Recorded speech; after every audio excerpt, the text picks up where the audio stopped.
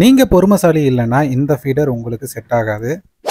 Hello hunters, இன்னைக்கு car phishing சீரியஸ்ல 3வது பகுதி. இன்னைக்கு நம்ம பார்க்க போற செட்டு பார்த்தீங்கன்னா சிங்கிள் பாப்அப்.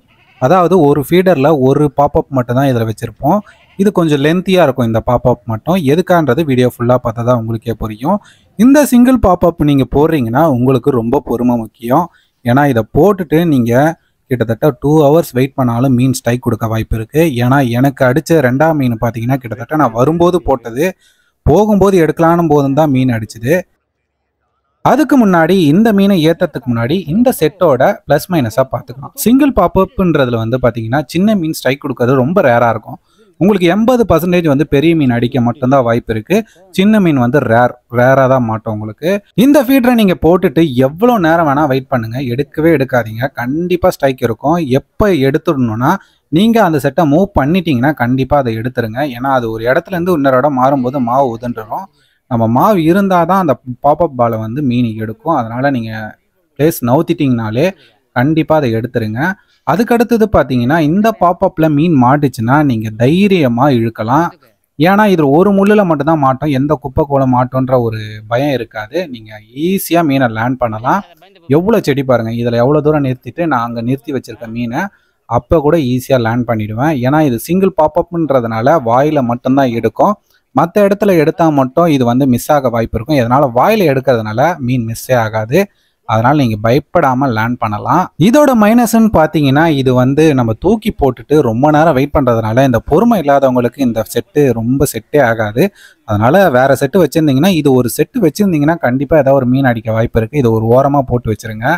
அதுக்கப்புறம் இது வந்து ஆற்றுல செட்டே ஆகாது. ஏன்னா சிங்கிள் பாப்அப்பில் ஆற்றுல போட்டிங்கன்னா நீர் ஓட்டத்தில் வந்து பார்த்தீங்கன்னா பாப்அப்பில் செட்டே ஆகாது. ஸ்பைடர் மட்டும்தான் செட் ஆகும். அதேமாதிரி நீங்கள் போட்டுட்டு ரொம்ப நேரம் இருந்துட்டு செட்டை நவுத்திட்டிங்கன்னா, தயவு செஞ்சு சொல்கிறேன், செட்டை எடுத்துகிட்டு திருப்பி தூக்கி போடுங்க. ஏன்னா இதை வந்து போட்டுட்டு ரொம்ப நேரம் கழிச்சு செட்டு நவுந்துருச்சுன்னா கண்டிப்பாக எடுத்து தான் போடணும், இல்லைனா மீனே மாட்டாது. நவுறாமல் வச்சுருந்தீங்கன்னா நீங்கள் போகிற வரைக்கும் வெயிட் பண்ணலாம். கண்டிப்பாக மீன் ஸ்ட்ரைக் இருக்கும். இப்போ மாட்டின மீன் சிங்கிள் பாப்அப் தான். எப்படி மாட்டி எப்படி முள் வந்திருக்குன்னு பாருங்கள். இந்த ஜேவுக்கு வந்து நான் ரீசெண்டாக இதை யூஸ் பண்ண ஆரம்பிச்சிருக்கேன். கிட்டத்தட்ட பார்த்தீங்கன்னா இதில் நிறைய மீன் பிடிச்சாச்சு. இதை நம்ம கரெக்டாக மெயின்டைன் பண்ணோன்னா இந்த முள்ளோட தரம் வேறு லெவலில் இருக்குது.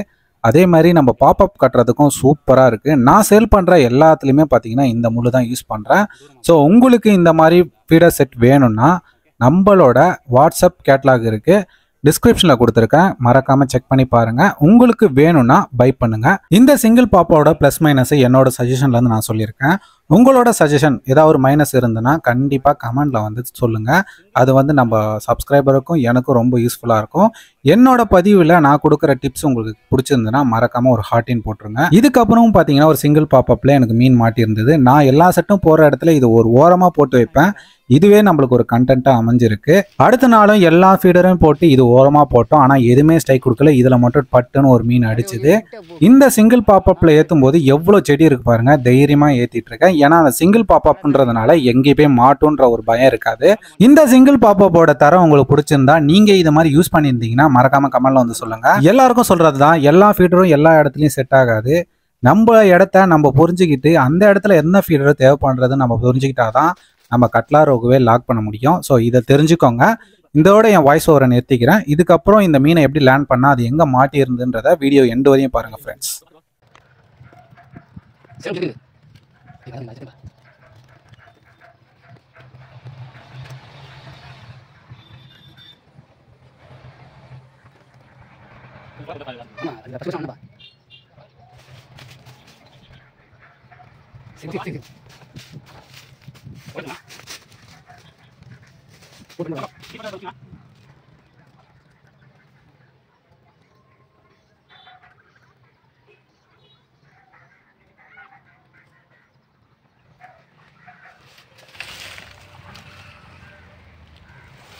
காட்டி போ, 2வது உள்ள இறங்கிட்டாரு. மாட்டிக்கிச்சா? நீ வாப்பா, நீ வாப்பா, நீ வாப்பா, நீ வாப்பா. வெளியே வந்துருக்கு. வர முடியாது.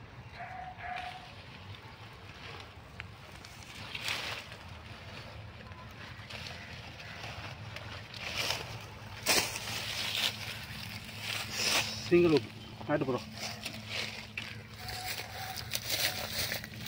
ஓகேவா? அப்படியே பாருங்க.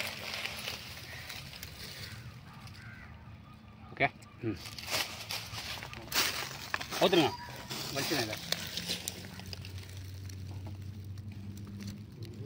இதை